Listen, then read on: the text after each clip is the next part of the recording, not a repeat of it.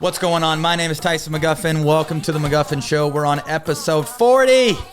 40 it is. Beautiful day here in Coeur d'Alene. I want to give a big shout out to our title sponsor, Bemer Therapy. Out of all the med spas that I have been to nationwide, something that I generally see at med spas is a Bemer. Usually it's Boots, Bemer, and IV. But if you guys don't know what Bemer Therapy is, go over to my website, go to TysonMcGuffin.com. Check out what Bemer Therapy is all about. My Bemer story. So over the last month, I've had two, not major injuries, but two injuries that were kind of stingers. One in particular, K-Mac actually saw me. It was in Newport. I was in San Clemente. I taught a camp on that Monday, Tuesday after getting my ass kicked on that Sunday by J-Dub. And I was hobbling around like I was about 90 years old trying to teach a 32-person camp, climbing up those damn stairs. Anyhow, I came home. I laid on my couch for a day and a half. I used the B pad on my inner growing. My inner growing felt like it was on fire. And actually, like, my range of motion got worse when I came home. And anyhow, so for like a day and a half, I couldn't move. I kid you not. I could like barely pick up my leg. I was on the couch just being useless, hanging out with my kids. And I kid you not, I used Bemer for like a day and a half and put the pad on my leg and probably used it like 10 or 15 times. And I mean, crazy, like literally went from like 90% soreness to about 10% soreness. And that's the biggest thing with it, right? Is yeah, the recovery. Huge, for sure, and like, for sure. You know, I told the story last time in episode 39 about my mom holding the baby. She's got a banged up shoulder. You know, she never believed in Bemer and always thought it was kind of silly that I had 3 medical devices sitting around the house. Anyhow, she quit being stubborn and she used the Bemer on her shoulder, and same deal. She got her range of motion back. It brought some blood flow to that area and her shoulder feels a lot better. I just started working out with my trainer, and I was pretty pumped last week to be putting the boxing gloves on. And with that being said, I was like hitting the mitts and I was like so excited that I was throwing probably way too much power. Throwing haymakers. Oh, dude, I was throwing haymakers. I was like so jazzed. Like my first punch, I kid you not, I didn't have wrap on my wrist. Oh, shoot. And my first punch, I kid you not, it felt like my hand just shattered. Same deal. So like the next day, hand was all screwed up. Used my Bemer, used it for a day and a half. Wrist feels so much better. And that's the thing they say, especially as you get a little bit older, right? They say like, you know, if you put in the time, you can get in great shape. But when you have that injury, when you have that issue, it just takes a lot longer as you get older to get over that stuff. Yeah. If you can trim that time down, I mean, who wouldn't want to do that? Yeah. Especially if you're, you know, training for a big event or, you know, really trying to maximize. Gotta have it.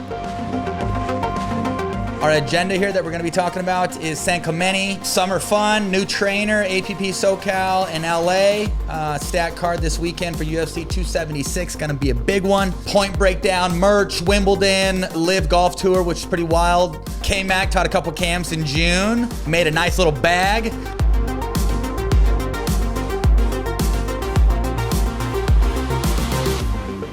K-Mac, how was your 5 cans in June? Yeah, it was a blast, man. I mean, I love teaching. You know, I think I led like 3 in a row. There's obviously a little bit more energy and focus and preparation when you're leading than when assisting. All you do is lead, so you know. But no, they all went well. Not a lot of break in between, so I was definitely, you know, maximize my energy. When I'm done, I do nothing, right? Just recharge that way. Recharge family. And we've talked about this before, you know, especially when I lead or when anybody leads, your job is to bring more than just education. Your job's to bring energy. So on those hours that I'm on court, I'm trying to kind of be that heartbeat, if you will, for the camp. Be that shining star. I think for the most part, they went pretty well. Yeah, it's awesome. Yep. No, lots of rave reviews, lots of great testimonials about this man's camps. K-Mac, when is your next one? So teaching with you down in Newport, and then I think the 11th and 12th this month in Coeur d'Alene. So we still have some spots open. Sweet. Come see me in CDA. Sweet. Weather's beautiful. Weather's beautiful. Yeah, and even better, you can take K-Mac's camp on that Monday, Tuesday, hang out Wednesday, Thursday, and then play the Coeur d'Alene tournament over the weekend. I mean, talk about a week. That is a perfect week in Coeur d'Alene. K-Mac on Monday, Tuesday, get a gold Saturday, Sunday. That's how you draw it up. That's right how there. you draw it up.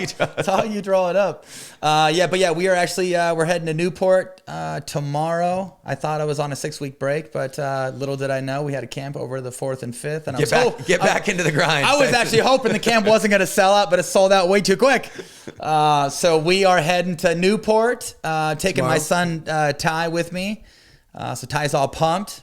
Be moving or be cruising to California. You say he's going to do like a little surf camp? He's going to do a little surf camp on that Tuesday. So little does he know, Dad tried to surf last year, and I got my ass kicked. Not so much. Don't tell him that. I was like 0 for 35. I kid you not. I did not recognize how much time I had when I was feeling pressure on that board. I was so premature with my stand-up. I tried once. I don't know if I have the patience. Oh my God! I don't know if I have the patience for. You gotta let the wave carry you out, because if I call it a premature stand-up. Okay, it's just I pull it out too quick. Okay. Stay on the board, hang in there, let the wave carry you. Once you feel the momentum, then go. You have more time. You have more time than you think. Oh my gosh. Anyhow, so yeah, Ty's gonna do surf camp on that Tuesday. Nice, meet some California kids and have some fun. Saw our boys today. Man, we got a little training in. Our boys got a little training in. Ty's working the hair to be a surfer already. Ty's working the hair, working the longer hair. How much commentary and how much nonsense was coming out of Ty's mouth this morning? I think they're both overly competitive. It was probably one of our worst training sessions. It was. Right? We got nothing done. We go 2 or 3 points, and we're like, all right, if your score's even, you need to be over there. If even it's close, on the right. If it's close, just play it. Right. It was fun, though. It was fun to watch them. But no, the boys. Ty, so Cade's a bit more experienced than Ty. He's been playing, once a week for the last sure. 6 months. Yeah, quite a bit. So. And Ty's coming off his tough loss to his mom, and Ty, wasn't still licking his wounds. Still licking his wounds. Anyhow, so he ended up winning the first game against Cade today. And then I think Cade went 11-0, 11-0, 11-0 in about 10 minutes right after. Ty wasn't too happy. Ty was questioning line calls. He's like, well, Dad, if it hits me. Right. How can that be his point? I don't understand. Question of the day. If it hits me, is it my point? I mean, come on. We were envisioning a game that'd be a lot of fun. If it was your point when you got hit, just run up there and be brave. Right. On the way, body in front of the ball. On the way home, I said, what did you learn? He said, if the ball hits me, it's not my point. All right. And to not argue about line calls. All right. So, well, he took good day. Good day. But yeah, it was too funny, man. Both boys were so competitive, but it's fun. I mean, it's fun. It's inspiring. It's it definitely made my day. It's fun. It's seeing fun those boys out there having a good time, hustling, keeping track of score. It's one. When I wanted to be a dad, back in the day, this was what I wanted to do. Have at least one kid that loves being out there, where you can be that, the dad coach. No, for sure. It doesn't get better than that. Learning process for us, right? Yeah. How much information to give, when to just be positive, when to be a little more intense. So, our practice was completely useless. Yeah, for sure. It was useless. Next time, no kids. No Selfish. Rhythm. We had no rhythm. No rhythm. No rhythm. Play 2 points, look over, watch 2 or 3, Ty's question line calls. Too funny. Cade was hitting his serve so deep, and I'm like, Ty, you got to give yourself some room. It's easier to move forward than it is to move backwards. It's what we see in camps, right? Give yourself some cushion. Probably the number one thing we see in camps. Get your ass back. People want to hover on that baseline, right? Give yourself a little cushion. Make it easy. Green is bueno. Green is bueno. But no, that was fun. Boys were going at it. I think Cade may have went 5-1 or 6-1. Ty was up 10-7 at one game. Yeah, 10-6, and then Cade was clutch, man. He's a big point player. Big serve, big forehand, and close in.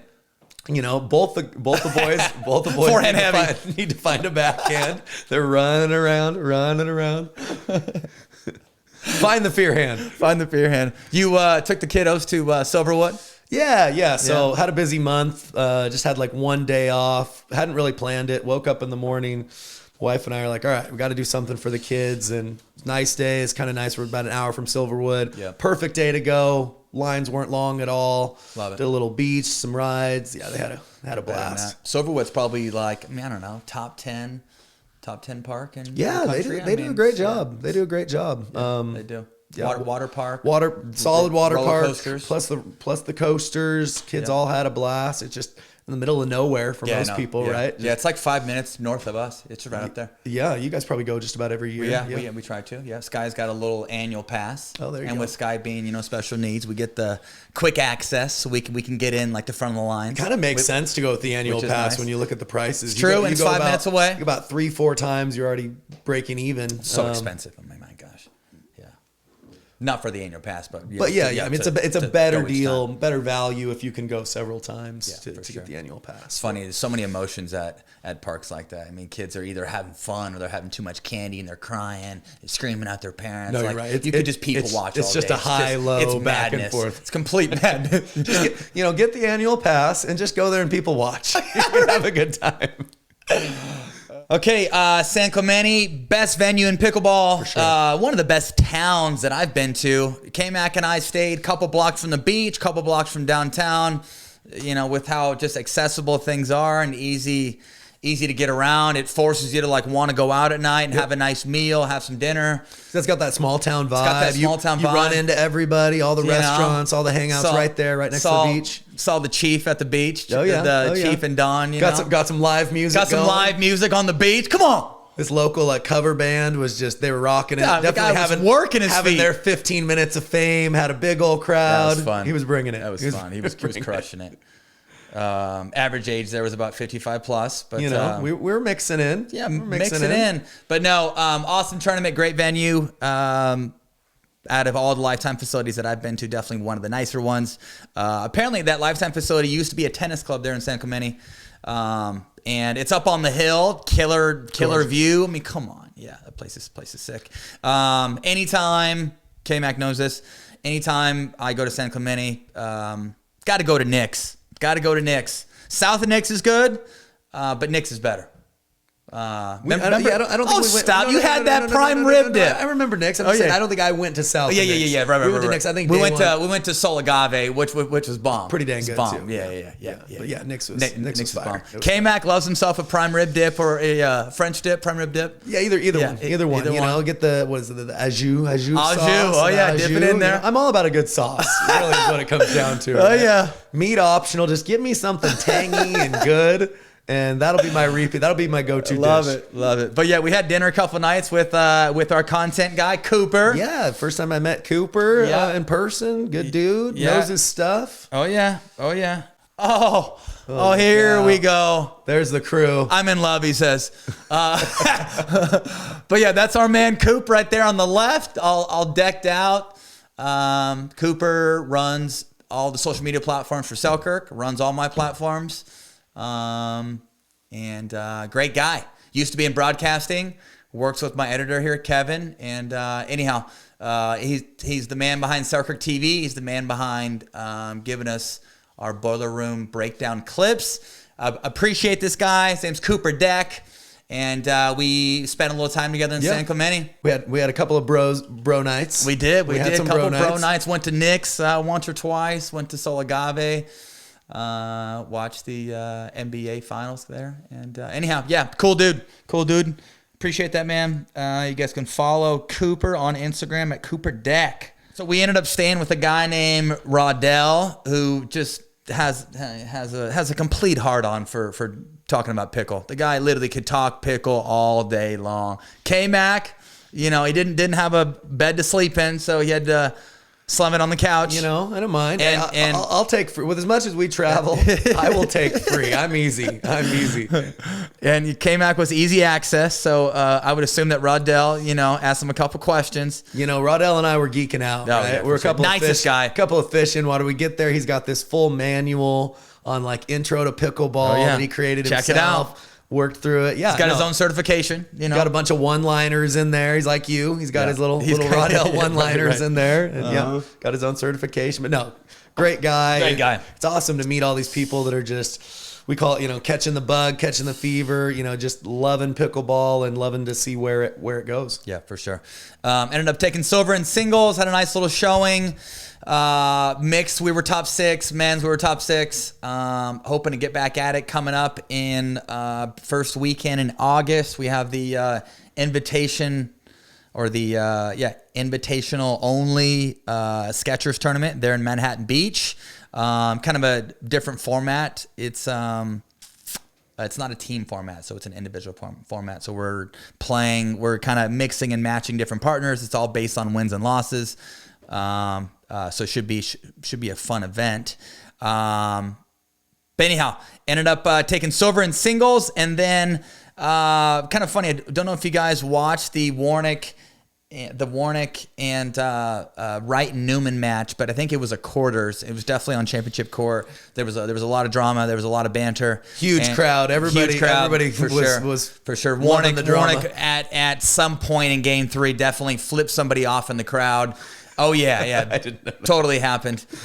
Flipped somebody off in the crowd, and it was one of the first times where I've seen Matt Wright just kind of get frozen by the banter. And honestly, he got hit, I don't know, 5 or 6 times, and Warnick was all over him. And I mean, it was fun and games for the first game and a half. And then once Warnick and Wesley won Game 2, then it got a little overboard. It got a little heated, and Matt basically just didn't have a whole lot to say. And it was one of the first times where I've seen Matt lose that battle. I kid you not. I couldn't believe it. I mean, it's funny too, because it's not just, Warnick's known for running his mouth, for right? sure. But Matt is a little bit too, right? Of course. So a little bit of a taste of his own medicine. I mean, Matt, I wouldn't say runs his mouth as much, but puffs his chest out. Yeah, of course. Has some very calculated come-ons, right? Yeah, so like you said, to usually be directed right at you. A little punch drunk and like thrown back by that much trash talk. I think credit to him. He didn't want to go beyond Warnick, right? Because then it's going to get in such a back and forth situation where it would look ugly for pickleball, but definitely entertaining. Yeah, for the I fans. mean, waving the finger, don't bring that here. The senior tour is coming up, things like that. I mean, he was in his face for sure. Yeah, for sure. I thought Rye did a very good job of handling Matt, and it seemed like Rye was trying to just calm Matt down and put Matt in the right state of mind, and not have him so focused on It's not easy. It's not easy to play your game. And Jeff is the last person you want in front of you, and you want beating you, because he's going to give it to you, and he's not going to stop, and he's going to keep his foot on the gas. And if he wins the match, he's going to continue to banter. What's funny too is, I mean, I don't know, and maybe the relationships changed, but I thought those guys were kind of buddies. They are, right? Yeah, they played together last year. It's so some of that is just, backyard trash right. talk, just happens to be on a bigger stage. So you don't know how much of that really fully bothers each one, but I would imagine each of them got a little salty as the match got going. And it seemed like Jeff, was kind of planning on bringing a little extra heat that day. Earlier on in the day, he was playing Chuck Taylor, who probably is one of the softer males on tour. Nicest guy you'll ever meet, and soft meaning he just has a big heart. Right. And he's from Utah. And with that being said, Jeff just chewed him up and spit him out. I mean, my gosh. I mean, Jeff bullied him for a solid 2 games. Yeah. Chuck was playing with Mario, also another great guy. Yeah. Awesome. And anyhow, I like Jeff. Was he running his mouth? Oh my God, he was all over Chuck. Yeah. And you just don't talk trash, and you're don't be a bully to somebody who's that nice. And I don't know. With Matt Wright and other guys that are very competitive, great, but I'm with you. I'm with you. I think when you're playing, know your place. They're being classy. Yeah, right. I think keep that reeled in a little bit. You go at somebody who gives it back to you. I think you can have that back and forth a little bit more. Yeah, for sure. I can't remember what he said, but it had to do with calling Chuck sensitive, and he said, "Don't bring it here." And anyhow, it was like directed right at Chuck. Chuck's wife and Chuck's kids are like right off the court watching the match. Anyhow, it was a little much for me. But it's funny. I hadn't heard of that one. Oh yeah, I heard about this match. For sure. That was just like the start of the day. That was like Jeff's first or second match. And then once he got to playing Matt and Rye, it was midday, championship court. Full effect. Full effect, baby. Full effect. Oh yeah, bring it.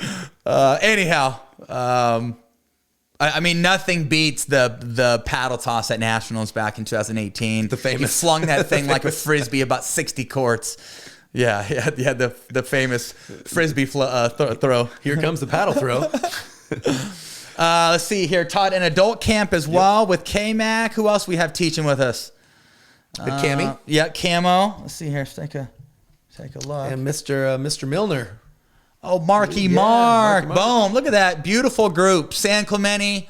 Got the Lifetime logo behind us. But yeah, we had 32 campers going, 8 courts. Used the famous Cammy McGregor, K-Mac, and my man Mark Milner. Beautiful group, beautiful weather, and usually doesn't get over 75 or 78 there in San Clemente. And the weather doesn't get much better than that. If you're not having a good time there, I don't know where you need to be. You know, it's kind of perfect. It's very true. Very true. Okay. All right. Summertime. So I've been home the last couple weeks. Been back in the gym, and we're like 5 or 10 minutes away from Twin Lakes. There's probably 4 or 5 lakes all within 20 minutes of us. Twin Lakes is the closest. It's been kind of a weird June. I mean, it's just starting to get warm, but the first couple weeks of June, it wasn't all that warm. Gloomy, like Lake Coeur d'Alene's freezing. It's under 40 degrees. Hayden Lake's under 40. Pend Oreille is like glacier water. So honestly, the only lake you can really swim in North Idaho as of now, it seems like that's manageable for children is Twin Lakes. So it's a little darker. It's kind of murky, but at least it's manageable. So that's been your spot. Is there a little beach area? Little as well? beach area, Okay, taking nice, the kiddos, strap up the paddleboard to the caddy, and the paddleboard's been like the hit of the summer. You know, put all the kids on there and cruise out. They have their little adventure together. Have their little adventure. Said even Banks is out there on the paddleboard. Banks is out there. No, so fun. So no, it's been nice to be home and enjoy the beauty of the scenery and get a little sunshine the last week or two. Well, and with your travel schedule, I mean, I can relate with all the teaching I do, but I don't play the same number of tournaments as you. So tournaments, teaching, it's probably got to be nice to have a solid couple of weeks, not too much on the agenda. Yeah. Just get that quality time in with the kiddos. You know them, Get that fam time. No, for sure. So yeah, I've been cruising around the lake, playing on the lake. We've had Ty for the last 4 weeks, a couple weeks. Ty's with us for 2 more weeks, and then back with Mom. But always nice in the summer. We have Ty for a solid 6 weeks versus school year. We have him every other weekend. I've been seeing a new trainer who's a complete stud. I may have a crush on him. He's yoked. The guy is completely yoked. He's an ex fighter. He's got a jiu-jitsu gym. Does a bunch of MMA type stuff. I mean, come on now. Anyhow, this guy's name's Craig. He's got a business, or he's got a fitness center here in Coeur d'Alene called CDA One-on-One Fitness. The guy's a complete hunk. Okay. Females out there, if you want to take a bite out of that, he is married. Okay. Don't you even think about it. No biting. No biting here. Anybody that follows me that's from Coeur d'Alene, if you guys are looking for a trainer, you can follow him at Stallion Performance. Stallion is his fighter name. Craig Stallion Feister, I think is his last name. You can follow him on Instagram, or you can get a hold of him just by checking out CDA One-on-One Fitness. But so yeah, what's some new stuff he's got you doing? Yeah, just a bunch of functional training. Been doing a little boxing, working on some hand speed. Okay. But basically, my main mission from him is getting stronger in my shoulders, probably putting like 10 pounds on my upper extremities, hand speed, being more explosive out of my first step, getting back in the wrestling room a little bit, and just having somebody to inspire me and having a different look. And but I think main thing is foot speed, hand speed, and not being a toothpick with my upper extremities, like trying to put a little weight on. Well, that's what we were talking about today. I mean, I've heard people say, strength doesn't matter that much. It's all about technique on the volleys up there. And I'm sure that goes to a certain point. But, with a lot of my students, people in my area, it just seems like there's a connection between upper body strength and backhand punch, right? If you're a big, strong man, goes hand in hand. You don't have to do a whole lot. You don't have to have much backswing. You can kind of stay out there and fight fire. Bring that here. If it explodes off the paddle, I mean, you're doing the right thing. So definitely lower body, huge, right? For pickleball, for fitness, foot speed. But when you're thinking hand exchanges, something to be said for that upper body strength. Yep, for sure. I was telling Ken Mac, this guy's such a savage. He ran a marathon this last weekend. He signed up on Sunday. The marathon is signed up on Wednesday. The marathon is Sunday. As you can see, he's doesn't look like a runner. Right. Not exactly a Kenyan type No, build, no. right? So he ran like a 28-mile marathon on Sunday after like 4 days of training and ended up taking 4th in his age division. And he said like mile 14 or 15, he was in full body cramps. He swallowed it down and basically pushed through it and ended up finishing the race and took 4th in his age division. And he looks like that. The guy's a complete savage. Yeah, that's unbelievable. Yeah, the guy's a complete a savage. no-quit spirit right No there. quit spirit, Jeez. baby. That's what you want in a trainer, though. That's what you want in a trainer. Let's see here. APP SoCal in LA. Fraser Johnson, double gold. Fraser, double gold in mixed. I think that was probably one of the bigger standouts. I'm pretty sure he played with Georgia. And beat Lee and J-Dub. Yeah. And then the following weekend, won with Ann. Anna Brett, yeah. Yep. And beat J-Dub in Georgia. Come on now, Dylan, had a boy. He almost got the Triple Crown, too. I believe in one of those tournaments, he lost. Took silver in singles. Yeah, silver. And I think Gabe double dipped it. Right. But he was very, very close to a Triple Crown. Good for him, man. All around, names on the short list for all around players. And I mean, DF, talk about a guy who plays some pretty good singles with zero tennis background. Yeah. There's not a lot of examples. Him, Yeah. Frank. I mean, I can't think of a lot of other people that are top level singles without being a tennis guy. Knows his game pretty well. Has maximize what he does well and wraps things around that and hides his back or hides the weakness. Hides the weakness. I mean, when we played, Jay and I played Dylan and J-Dub there in San Clemente. And yeah, Dylan wasn't sharp in both games, but was able to like kind of find some of his better stuff late in the game. But we were driving at him early, winning hands battles, and they were down like in both games. And Dylan just cleaned stuff up. He started beating Jay head to head, started speeding up back behind first. Jay a little bit. Yeah. But we were going first early. It seemed like in like the start of both games, we started out 3-1, 4-1, and we were going at him early. Okay. And then he kind of picked it up, but not a lot of holes there. Dinks pretty aggressively, clubby hands, flattens out the drive. Everything's tipped down. Yep. Yeah. It's impressive too because Does a lot I'm of things pretty well. sure he plays the right when him and Plays J-Dub play the together. right.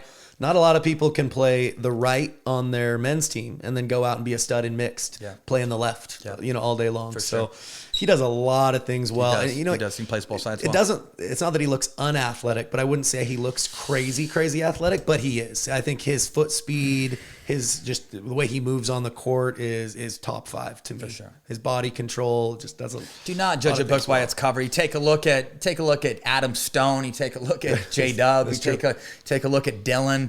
Kind of this unassuming aura, and then they get out there and they're explosive. Yeah. They're explosive. Yeah. Okay, and Mary Brascia, double gold, wins gold in SoCal, wins gold in LA. No fluke. Girl's and I good. think no fluke at all. In the previous tournament in San Clemente, I believe, Great results. she took Anna Lee to 3. Yeah, right, she did. which showing that there's I've said for a little while there's a lot more depth in the male singles game. Still probably true, but there's starting to be examples of a lot more gals that can play and push kind of the other top gals. Georgia, great to see. Georgia, Bright, Todd, Brascia. All within the last year have arrived, and they can push or beat the Leia Jansen, Catherine, Anna Lee, so Callie Smith. So it's good to see a few more names. I expect we'll see a few more as the game keeps growing, but. And then, with the different tours too, like some players are a little more predominantly PPA or APP. It's nice to see when they can be in the same tournament. Yeah, like, for sure, of course. Like with Paris, and San Clemente. Showing That's off. a big deal. Both Mary and her sister just signed with Selkirk, and they're off and running right after being signed. Double gold. Double gold. I know Mary's using the 002. I don't know what Maggie's using. I don't think Maggie's using the 002, but I could be wrong. I thought they were both using it, but okay. No worries. But yeah, Mary's got some game. Super nice girl too. Is coached by Dan Roditi. We know Dan. Dan's doing some commentating for APP. And, great guy. Yeah, great guy. Danny. Gabe takes his first gold. I want to say shout out to Baby Curios. He played well. Yeah, he's a fighter too. From LA. And he's received a little bit of criticism online of being a a bad sport, or you just in my opinion, I don't really get that from him much. I think he's just a fighter, expects a lot out of himself, which is what you have to do. Right. It's lonely out there playing singles, for sure. It's right? And great way to put it. I think he just expects a lot of himself. I think he's misunderstood. I've always felt that way. Right. I've always felt that way. He's pretty boisterous on the court. It's probably what people, But you have to be yourself. You have to demand better at times, and we all do that in different ways. Love his game. Love watching him play, and for sure. And he's one of the many now in that conversation now on the men's side that can compete for titles. It wasn't that way a few years ago. It was you or Ben. You or Ben. Who's going to do it? It's true. Now there's, I don't know, 8 people deep, 10 people deep that legitimately can make a deep run. So it's fun to see. Yeah, no, for sure. See how it plays out now. Yep.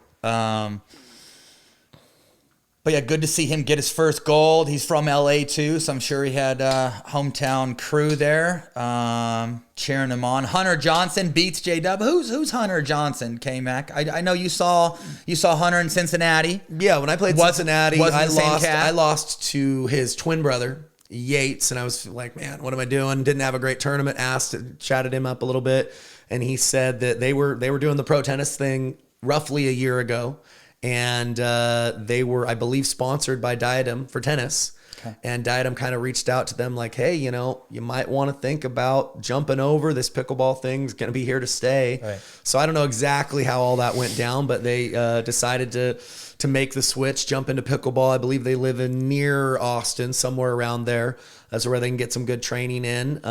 Doing okay as a doubles team, but it was funny because I don't know if it's true or not, but I kind of thought, and some of the other pros were talking, we thought that maybe Yates was the stronger singles player between him and Hunter. Mm-hmm. And then, a month passes and then all of a sudden J-Dub seems like he's on top of the world. Nobody's really been touching him. He just came off a big win, the last tournament. Yeah. And here he is, his first round, loses to Hunter Johnson. So it again, just shows there's way more depth. A lot more guys are starting to concentrate on their singles games, putting in the time, and Hunter had a good run after that. I think he eventually got silver. I think Federico won that one. Federico won that one. Yeah, I think one. James got the bronze. Took bronze, yeah. And then James ended up beating J-Dub in the back draw like 15. Yeah, 13, so J-Dub, big favorite. Loses, yeah. Coming off a huge hot streak. I played the guy 3 times this year and haven't taken a freaking game off him. And then he goes to SoCal the next week and doesn't even place. Come on now, J-Dub. Don't do that to me. You can probably relate a little bit, though. Busy schedule. Once you're playing over and over how again. How many tournaments APP has had in the last 2 months? It's insane. The whole California tour between APP, PPA. A lot of people just spent a full month in Cali and just cranked out like four tournaments. Why not? It's crazy. Here, I'm just going to go over this APP schedule. I was actually looking at it this morning.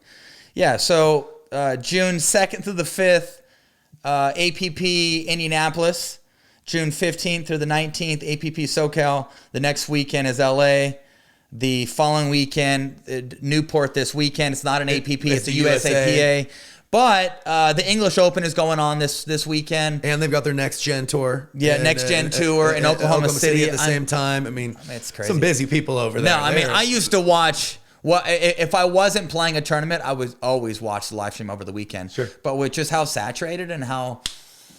Same. And I'm a full-blown junkie. And I'll always look at the scores, but I don't have enough time to watch all the matches anymore. Can't keep up anymore. Yeah. And something I will not do, I'll watch it live. I won't go back and rewatch, though. Yeah. Now with my stuff, yes, but not with APP. Right. If I'm UFC, definitely. Right. If I'm studying a particular match or there's a different kind of scoreline, sometimes I'll watch it for the purpose of studying. But I'm the same as you. I often don't go back. Yeah, right. It's got to be live. It's got to be live. Or it gets lost. What's next? Okay, so stat card this weekend, UFC 276. It's gonna be good. Izzy's fighting Cannoneer. They call him the is it Cannonball Gorilla or something like that? This goes crazy. This guy, he fought at heavyweight, he fought at 250, then he fought at lightweight 205. Now he's down to 180. The guy's huge. He's huge, and he's fighting Izzy. Anyhow, it's gonna be a good fight. Volkanovski and Hall. Is he the favorite? Big guy Izzy's coming down? No. Izzy's, okay, yeah, for sure. Izzy's a favorite. Volkanovski and Holloway. It's their trilogy fight. Both the first 2 fights were both super close. I thought Holloway won the second fight. Wasn't the case. Anyhow, Volkanovski has the belt.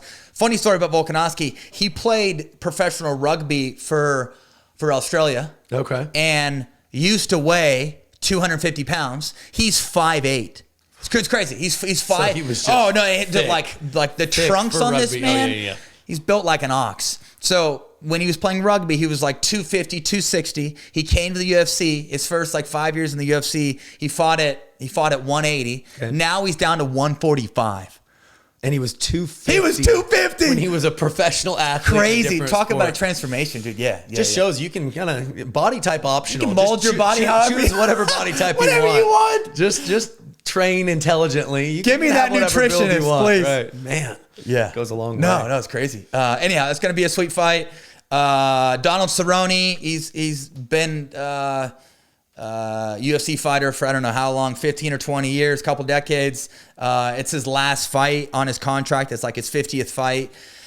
So maybe it for him. I'm pretty sure it's going to be it. Yeah, and retirement. he the last couple fights he hasn't looked as good, and it kind of seems like once guys get a little older, like their chins get a little softer. Yeah. And they get knocked out a little quicker, and they're just not as durable. The last couple fights, it didn't seem like he got knocked all that hard, and he ended up getting knocked out. And I wonder how much of that's physical, mental. I don't know. You know what I mean? As you get older, as you lose a little testosterone, right? You don't have maybe that same chin fight. softens maybe up. Chin gets a little more like glass. And then Strickland and Piera. So crazy. So Israel Adesanya hasn't lost a fight in the UFC for I don't know how long. The last fight he lost was 10 years ago. It was a Muay Thai fight. Okay. And he lost to this Alex Pereira, who just signed with the UFC. Oh, and then he's fighting Strickland. Yeah, he's fighting Strickland. So basically, whoever wins out of Alex and Strickland is going to fight Izzy next. Nice. So it could be a rematch. Yeah, from 10 years ago. People would love to hype that up. Right. Kind of cool. Let's see here. Yeah, so next thing here is, it's just funny. Whether it's drama on forums, people's opinions, it just seems like, we're just in that stage in pickleball where people care a lot more about the Pro Tour and they're picking sides, whether it's MLP, APP, PPA, they're picking players, which is great. It's kind of funny. So obviously Benny, out of the 7 PPA tournaments this year, I think Benny has played singles in I think he's bowed out of 2 of them. Okay. Or sorry, 3 of them. He bowed out of Minnesota. He bowed out of Atlanta. Then he bowed out of San Clemente. J-Dub has played probably 3 or 4 PPAs. Probably half. He's played 3. He's played 3, and he kicked my ass in all 3. And anyhow, out of the 7, I've played 6. I obviously didn't play Atlanta. I've made the finals of every one. I've won Minnesota, and then anyhow. Obviously, of the ones you've played, you've been very consistent. I've been very consistent, results, right. And people are complaining about my draw and how the draws kind of rigged and stuff like that. But obviously, it's pretty simple. It's all based on points, just like the ATP, just like the WTA. Yes, Benny, out of the 7 PPAs, he's only played 4 of them in singles. J-Dub has only played 3. But yeah, not getting much love in comments after the recent post. People are not happy that you have that number 1 PPA after the recent post. But yeah, whether it's that, it's the controversy of Annalee's match and her asking asking Don Stanley to get Paris's paddle tested after she lost. Yeah, that was plain and simple. There's just a lot of people that are just picking sides, Well, I think a few things have changed. I mean, even just a couple years ago, a good number of tournaments would have some sort of live stream coverage, but not nearly, like we were talking about earlier, not nearly the number. Right. So if you're a pickleball junkie, you're a pickleball fan, almost every week, or at least every other week, you've got an opportunity to watch. No, for sure. Your favorite players, Fans compete, are invested. right? So you're right. They're invested. They've got their favorites. They're going to fight for who they think is the best, should be the best. What's funny is that people used to give their opinion on YouTube. and and they would have their profile, but they would have no photo in their profile, and half of them don't even have a name in their profile, so you can't even see who's talking. But now they're wide open. Now people are like starting to just be a bit more boisterous on Facebook and on Instagram. I like it. They're not hiding behind a fake YouTube account. I think it's good for the sport. Just show some love for your guy. Okay, I've been doing it for 7 years. Consistency, Show baby. some love for your man. But I'm just gonna read some of these comments. Okay, I'm gonna go. This should be good. This should be good. Oh yeah, there's plenty. All the negative ones, all the dirt. Plenty of there's plenty of TM love, but there's also plenty of nonsense. All right, so this says he looks like he's jumping a hurdle, hitting a winner, and about to backhand slap someone all at once. All right, that was quite a mental picture. Craving Coffee. I don't know if he is really number one player or not, nor do I care. I do know he is the number one player to watch. Oh, here we go. Entertaining. Right. Yeah, got a little love. Entertaining, and I love that he wins and loses with class. Notice the butt pat to his fellas when he gets his ass kicked at the very end. He didn't say that. Notice the butt pat to the fellas with his paddle at the end of the match, whether he wins or loses. Somebody says, I'll always support Ben Johns. Somebody says, I love this dude, but how is J-Dub not number one? J-Dub gets the best of him every time. Does Tyson just compete in more tournaments? Just confused how the rankings work, if anyone can shed some light on that. Let's see what else we got here. Ben Johns for life.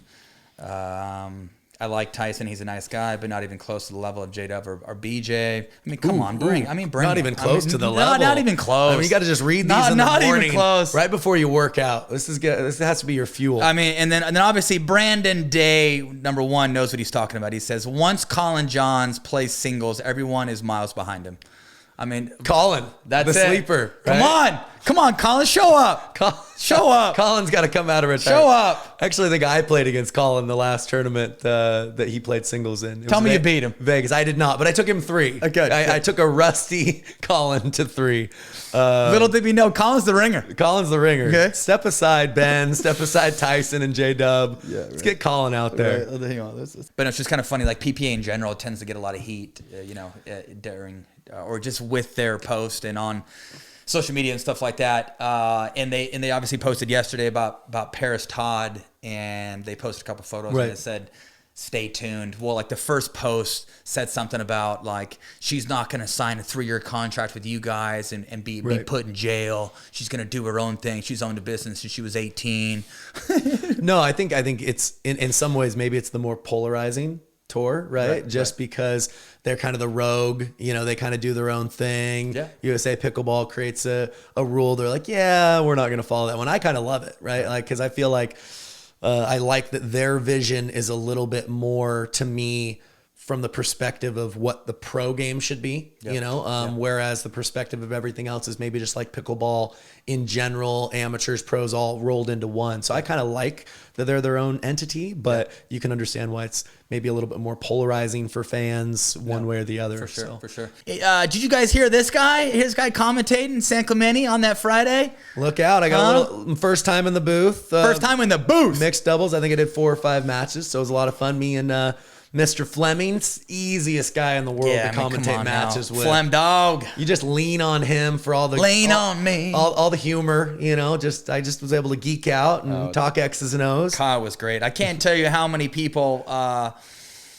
reached out to Emily, our camp administrator, how many people commented on Facebook, and they were just raving about how much they truly enjoyed his commentating. Yeah, it was awesome. I appreciate it. Been talking with Mr. Fleming. Looks like get him back on the mic. May get another get him back on the mic, baby. Next couple tournaments here. So it's gonna be fun. Take him back. Okay, point breakdown. Let's do it. And we're gonna start doing some of this. This was a highlight video that got posted on my IG page and got like 1,500 likes. Come on, love that. Anytime I post a highlight clip, like the heck out of it. Okay, this is finals of Charlotte. Playing with my man Lunger over there, the right side specialist, and we're gonna run this thing. Okay. All right, we got Rye and Matt on the other end over there. This point was complete madness. Wasn't it kind of softer conditions in there? A little tougher to put the ball away? It was pretty warm in there. Speed up line. Yep. Oh, look at sitting on the two-hander. There. Swing. Comes hard. Swing. Swing. Oh, no. Oh. High ball. Lung takes it. Get out of the way. Duck, Get down, Tyson. duck. Sit down. Know your role. Okay? It's funny. Lung and I, fourth ball, sixth ball that we're going to roll, it's mine. If it's up over my shoulders. That's where he's got the put-away power. Right. Yeah, right. So Lung has the high ball. I have the ball. Lung has the ball in green. I have the ball in yellow. Nice. Speed up, hip, pick up. This point was silly. And he missed it. Just He barely missed it cooked it long. long. Ball gets popped up. Give myself some time. Back scrambling. Loon gets one down. Get a couple of steps up, but the bounce is going to sit high. Tyson's going to go for a block here. Looks like he gets it down so Loon can come up and join him. Points now back to about neutral. Right comes. Speeds up from zone 2. Loon is ready. He's got those hands cocked and Fast exchange. cocked and alert. Fast exchange. High ball. Get down, Get Tyson. out of there. Get out of there. Spanks the overhead. Lets me hit a big boy overhead. Wright's playing some D with the two-hander. Yeah, and this even ball, Matt Wright, I mean, you don't see him use two hands all that often, right? But yeah, and this ball should stay on Matt. I don't know what I'm doing. Putting Going the ball cross. putting the ball on Rye as they're back playing D. Okay. Try to test Matt a little bit. Matt looks to get in front of Rye and do a little I formation. Ends up flicking a ball long. But good defense is good offense. If you pop a ball up, scoop back, get back to the baseline, buy yourself some time. Something we talk about in camps is if you're back playing D and that overhead comes screaming back in a hurry, and you don't have time to get your hands organized and just dump one soft in the kitchen, look to drive back. Sometimes that drive will enhance your next one. Then you can get a shorter reply, dump the next one in the kitchen. But plain and simple, if you're back playing D, use the whole court. Courts are made that big so you can play good defense, you can hit ground strokes, but some of the best defenders in the game know that they can play good D if they have time, and their defense is better if they have good preparation. So don't be afraid to use the whole court. And I think the key too, we've been talking a lot about this, is the idea of driving and just getting it back when you're facing an overhead. Just get it back. It's not the time. Make to it messy. Aim for the kitchen and feel like you have to run in right away. Right. Wait till you're balanced. That drive-drop combo can be used as a defensive set play, which we saw Riley and Matt use perfectly to at least get back in. They lost the point, but they did their job, and they got back into the kitchen line to apply that pressure. Yeah, love it. So, Wimby just started Monday. It's been nice to watch tennis on the grass. Crazy. I mean, we were teaching a camp, Coeur d'Alene camp, that first weekend in June. Now here we are, at the end of June. Sorry. When we were teaching that first camp in Coeur d'Alene, we were getting up early and watching the French Open. Yeah. And here we are 3 weeks later, and we're freaking watching Wimby. This is the tennis fans' time of year. There's never a very long break. Between the short French, turnaround. It's like French and 2 or 3 Wimbledon. weeks. It's like 2 grass court tourneys and then straight to Wimby. I mean, if you can win French and Wimby in like a month's span, I mean, it's crazy. I think that's why they say it's so tough to do, right? Yeah, the for two sure. extreme surfaces. Yeah. Playing, the slowest, the fastest, not a lot of prep time to go between one and the other. That's why the only people that have been able to win one and then the next have normally been like all-time greats, right? No, it's true. Super dominant players if you can do that back to back. Quick turnaround. Watched a couple of Rafa's matches. Rafa's looking good. Watched Joker yesterday. Joker won. Isner lost to Sinner. Lost to Sinner. He beat Murray, which I think first time in his career that he'd done that. So, oh, really? I didn't know that. I believe so. I believe so. Okay, nice. Yeah. God, Murray seems so stiff out there. I mean, he's got 2 brand new hips. I mean, he's not the same athlete. Yeah, but I mean, still, give the guy some freaking credit. Like, he's out there working his ass off. Still getting wins. Getting good wins. Yeah. I still love watching him play just because he's very smart, super composed. Yep. Enjoyable guy to watch. The one I'm looking forward to, I don't know if it's tonight or tomorrow, but Kyrgios versus Tsitsipas. That's going to be good. That's going to be a good one. Kyrgios wins that. His next round of 16, he wouldn't play anybody seeded.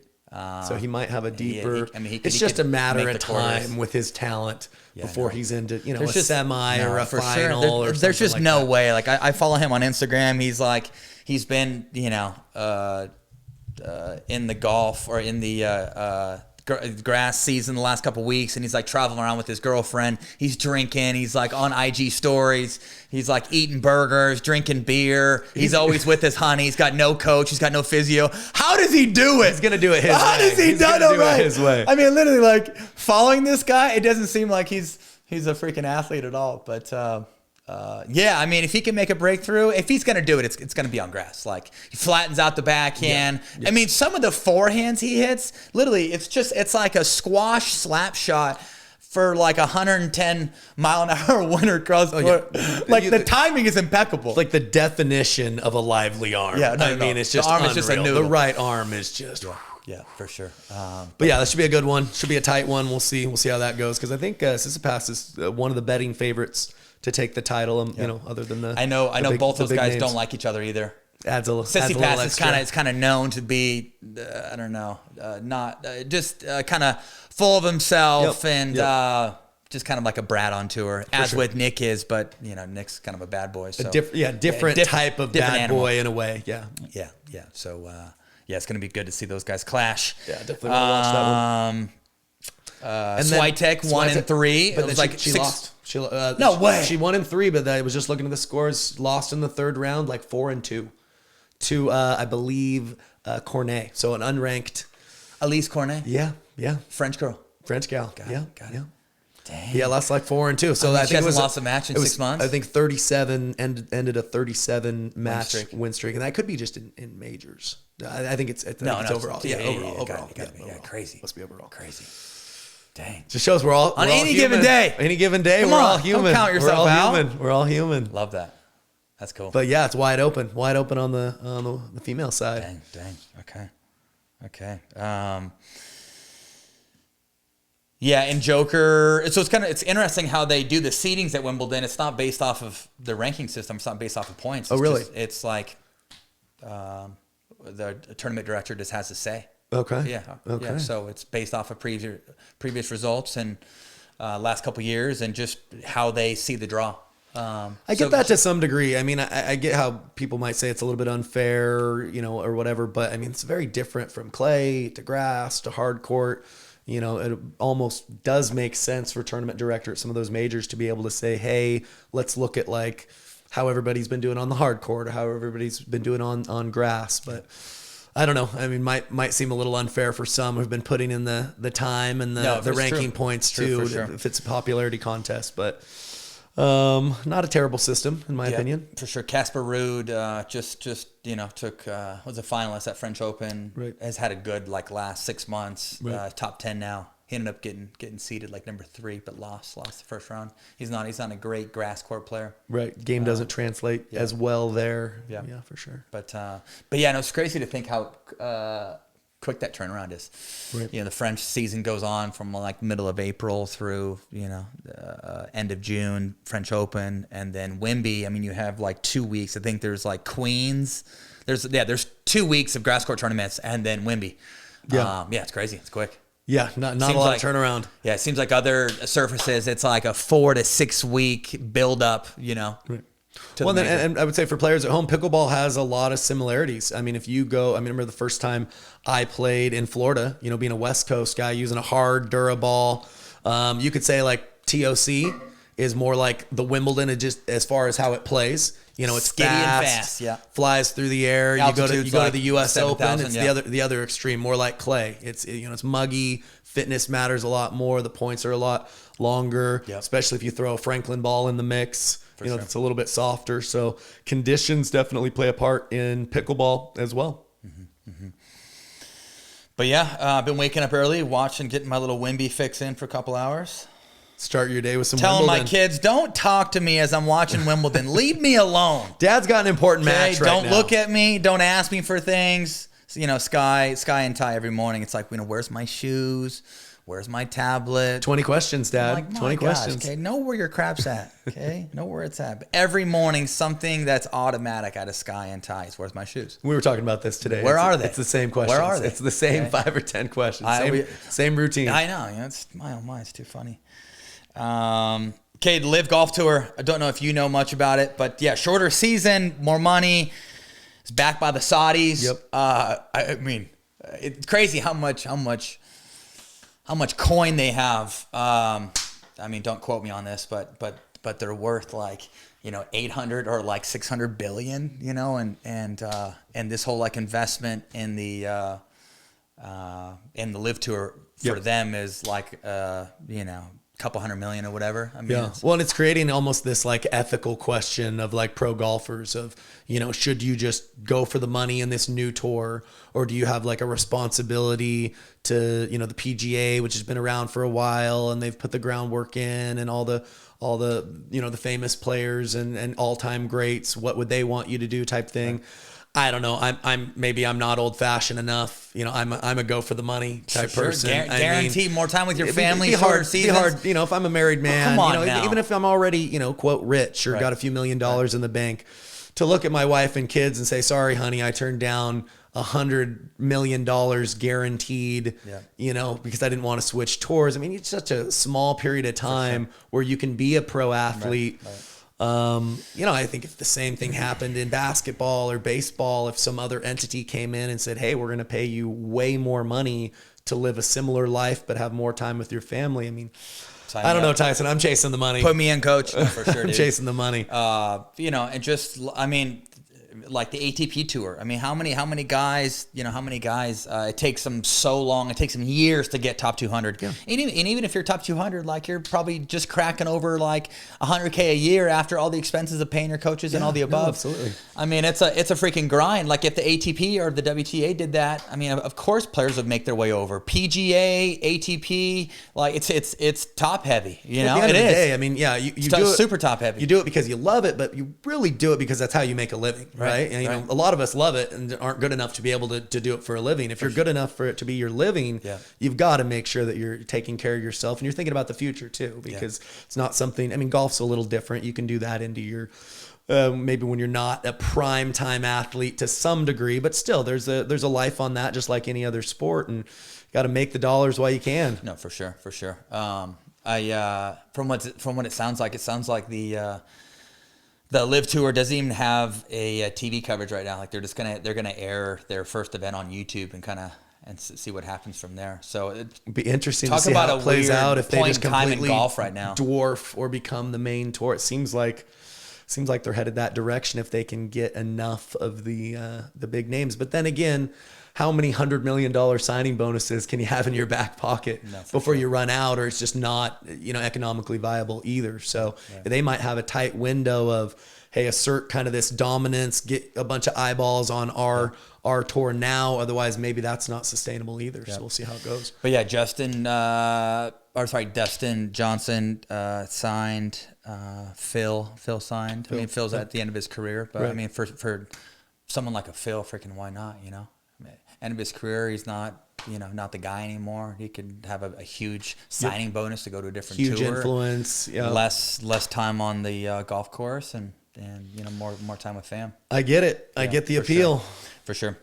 And then obviously there's a lot of back history on Saudi Arabia and things like that. So I think that's kind of up in the air. For sure.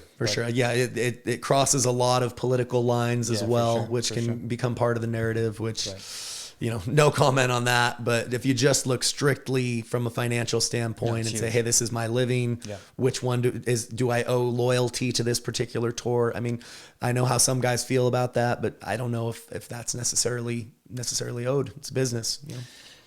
Take a look at MLP. You have all these players signed a 3-year contract. I mean, 24 out of the top 30, signed with PPA.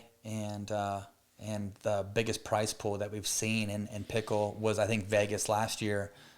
Where the prize pool was $150K. I think if you won, you're guaranteed like 5 to 7 or something like that. Not counting matches, obviously, but I mean, shit, MLP 3 events each year, you win one event, it's $25K. I would assume sponsors are not matching that 25. You have all these contracted players that can't play MLP. That's the biggest prize money in pickle. And the wild thing is that there's a ton of money, and all the best players in the world. I mean, yes, J-Dub, and we can say Zane, but a good chunk of the cream of the crop was not playing in that tournament, especially on the female side. Right. On the female side, I mean, yes, you have Paris and you have Ann Bright, but Simone played, but there was no Lucy, there's no Callie, there's no Catherine, Leia, First glance when people were getting signed by the PPA Tour, it's like, well, yeah, no brainer, get an appearance fee, just showing up. So you're going to get biggest prize pool. Yeah, biggest prize pool. We play against best TV coverage, best competition, best venues, best competition. So no brainer, but there was always that element of, what about the unknown? Because it does come with restrictions. What about MLP? Nobody knew. What about the unknown? Maybe next year, maybe there's another tournament where, real first prize is $50K or $60K or whatever, right? And so if you don't have the opportunity to play in that, you feel like maybe you're missing out to some degree. So not an obvious choice. You got to balance the pros and cons like anything else. But all of it's good for pickleball in general, for sure, right? It's all good for pickleball. It's all headed towards, this great sport that we love. Getting bigger, more influential. The wild thing was that, last year, last year, I mean, if you won MLP, I think you won like 7 or 8. Yeah. This year's 25. It's a freaking big jump. That is a big jump. I mean, Coon's talking, Coon's saying that by 2030, there's going to be 30 million players worldwide. I mean, it's just insane to think about like what that does with sponsor deals, appearance fee, prize money.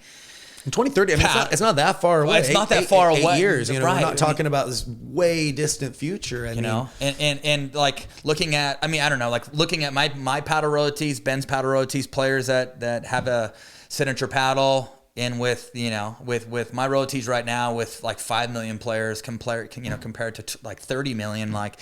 I don't know. I just don't know what that looks like. Yeah, no idea. Sure. I'm trying to like invest so much time in festivals and certification and in camps and all this other business stuff, but there could be a lot more that just sits in front of players when there's more people watching and there's more people playing, right? Yeah. Well, even still with all the money and everything that's coming in, there's still the heavy majority of pro pickleball players, the very top, the heavy majority still supplement their income with teaching for sure, quite a bit. Almost all of them. All. Not every single one has to. But pickleball getaways was just gone for about a month. Croatia, Portugal.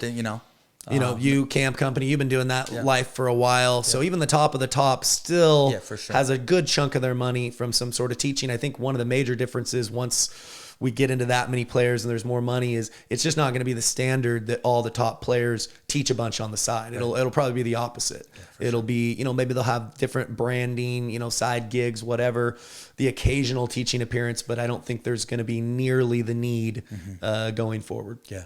I mean, Benny signed it's a rumor that he signed a 3-year deal, worth 7 figures. Right.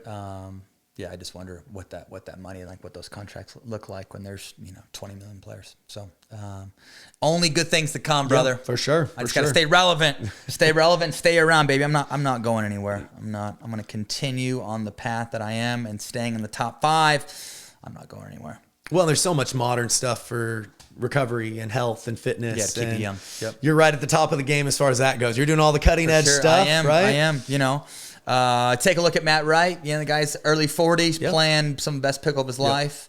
Top of the game in mixed, top of the game in men's. Yes, he's not moving as well in mixed, but him and Lucy have shown that like Lucy's a freaking dog. She's a complete dog. She can play defense like there's no tomorrow. She's got great offense, good hands, but it comes to show that that like just how much more like improved she's gotten, but just how much court she covers to make them successful. Because you take a look at other mixed teams, Ben and Anna Lee, Ryan, Catherine, AJ and Callie, like the guys are covering 70 to 80% of the court. Lucy, she's got about 50 to 60% of the court. It's true.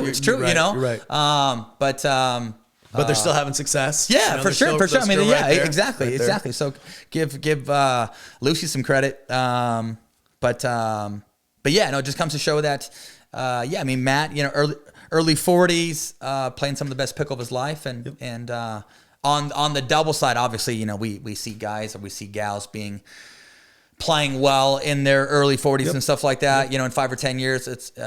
I would assume that could be a little different. Yeah, it could be a little bit different, but I think you can always kind of change the way that you win too as you get a little bit older. I remember watching Federer a few years ago talked about, he was shortening a lot more points, because he wanted to not be so hard on his body, with a lot of matches. I think we're seeing that to some degree now with even doubles, For right? Sure. Matt does that well. Speeding up earlier, playing to the strength of your hand speed. So there's a way, I think, to be able to extend that career, even when the game gets even better and younger and more athletic, to extend that career into your 40s For sure. by just, playing a different style maybe than what you played when you're in your 20s. Yeah, no, I think somebody that has a pretty efficient game that's not all that physical. Matt drops up the line, he comes in, he uses his forehand dink well, will run around the backhand dink a little bit, but looks to go early, uses his hands. He's lobbing a lot more effectively now. Just a lot more offense in general, right? Yep.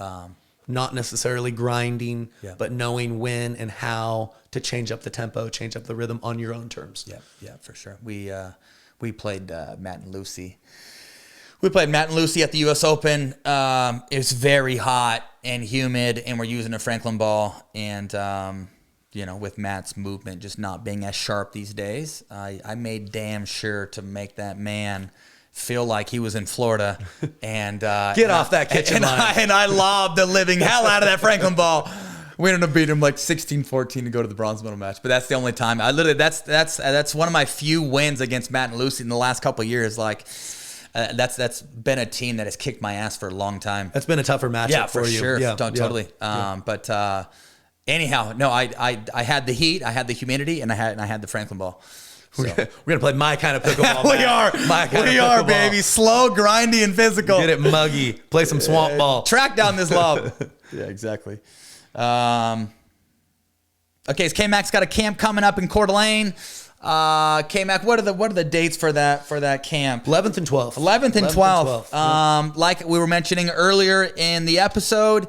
If you guys have not signed up for the Coeur d'Alene tournament, maybe you're taking Kyle's camp and want to stick around in Coeur d'Alene for a couple more days. There's the Selkirk sponsored Coeur d'Alene tournament that's been going on for CDA Classic's been going on for the last 4 or 5 years. But you can double up the dose. You can get K-Mac Monday, Tuesday, and then you can play that tournament over the weekend. But go over to my website. You can go to TysonMcGuffin.com and get signed up for a camp. Also, subscribe to my YouTube channel. You can go to the McGuffin Pickleball Club and subscribe today. Newsletter every Thursday. Follow me on IG. You can follow this guy on IG as well. Follow me on TikTok. Follow us on Facebook. Various ways to stay with us. Still have some merch that needs to be sold. If you guys are interested in some merch. Also, you can go to my website, take a look at sweatshirts, shirts, hats, all that good stuff. If you're playing the Coeur d'Alene tournament, we're going to have a booth there with a bunch of TM stuff. Nice. We'll have stickers, water bottles, sweatshirts, all that good stuff. So if you're playing the Coeur d'Alene tournament, come see my mom, Cheryl Magoo, and I think Ty is going to be there with her. Come say hi. Just come say hi. Come say hi, K-Mac, any last notes here for the viewers? No, man. Just excited. We're gonna be spending the 4th down in California, Orange County tomorrow. So excited about that. We'll see you guys next time. Sweet. Subscribe to the McGuffin Pickleball Club today. My name is Tyson McGuffin. This is the McGuffin Show. We'll see you guys in episode 41.